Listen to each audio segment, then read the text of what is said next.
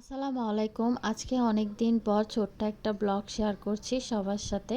Last time আমি কবে এরকম রান্নাবান্নার ব্লগ দিয়েছি আমার মনে নেই। যাই হোক, আজকে আমার ছোট্ট একটা ডে শেয়ার করছি সবার সাথে। সেদিন সাডেনলি একটা দাওয়াত হোস্ট করেছিলাম, কি রান্না করেছি সব কিছুই আজকে শেয়ার করব। সবার ফার্স্টে আমার মেয়ের স্কুলের টিফিনে নিয়ে যাওয়ার জন্য আমি কিছু নুডলস রান্না করে দিচ্ছি অল্প পরিমাণের।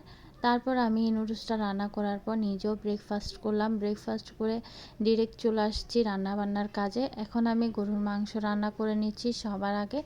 আজকে কষিয়ে রান্না করছি, হাতে মাখিয়ে করছি না। হাতে মাখিয়ে করলে খুব ইজি হয়, কিন্তু আজকে ইচ্ছা করলো এভাবেই কষিয়ে রান্না করি। তাই গরুর মাংসটা বসিয়ে এক পাশে, অপর পাশে আমি তিতকলা ভাজি করে নিচ্ছি। করে আমি রান্নাগুলো করছি কারণ অনেক বেশি লেট হয়ে গিয়েছিল। তাই গরুর মাংস রান্নাটাও হয়ে এসেছে। আমি গরুর মাংসটা কষিয়ে রান্না করছি, অল্প পরিমাণের পানি অ্যাড করব। আর এদিকে পটল রান্না করছি চিংড়ি মাছ দিয়ে। আগে কষিয়ে নিয়েছি, তারপর আমি এখন চিংড়ি মাছ অ্যাড করে দিচ্ছি। আর আমি চিংড়ি মাছ আগে দিতে ভুলে গিয়েছিলাম, যার কারণে আমি এখন দিয়ে দিয়েছি। আর এদিকে কাঁচামরিচ ধনেপাতা দিয়ে দিয়েছি। এখানে রুই মাছ রান্না করছি। এই রুই মাছগুলো টাটকা হওয়ার কারণে এত বেশি মজা হয়েছিল। গরুর মাংসটা প্রায় শেষের দিকে।